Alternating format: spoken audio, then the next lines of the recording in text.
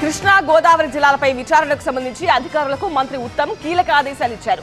రాష్ట్ర ప్రయోజనాలను కాపాడడంలో ఒక్క అవకాశాన్ని కూడా వదులుకోబోమన్నారు. కృష్ణా గోదావరి జలాలపై విచారణకు బ్రిజేష్ కుమార్ ట్రిబ్యునల్ ఎదుట స్వయంగా హాజరవుతారని మంత్రి ఉత్తమ్ కుమార్ రెడ్డి స్పష్టం చేశారు. రాష్ట్ర సాగునీటి ప్రాజెక్టుల ప్రస్తుత స్థితిపై న్యాయవాదులు, నీటిపారుదల శాఖ ఉన్నతాధికారులతో జలసౌధలో మంత్రి ఉత్తమ్ కుమార్ రెడ్డి సమీక్ష చేశారు. కృష్ణా జలాల వివాదాలపై వాదనలు వినిపిస్తున్న న్యాయ బృందంతో చర్చించారు. తెలంగాణ రాష్ట్రానికి రావాల్సిన నీటి వాటా, ఏపీతో వివాదాలు, వినిపించాల్సిన వాదనలపై ఈ సమావేశం వేదికగా చర్చ జరిగింది. ఈ భేటీకి నీటిపారుదల శాఖ సలహాదారు ఆదిత్యనాథ్ దాస్, సుప్రీంకోర్టు సీనియర్ న్యాయవాది వైద్యనాథన్ హాజరయ్యారు. ఈ నెల 15, 16, 17 తేదీల్లో జరగనున్న విచారణ అంశాలపై మంత్రి ఆరా తీశారు.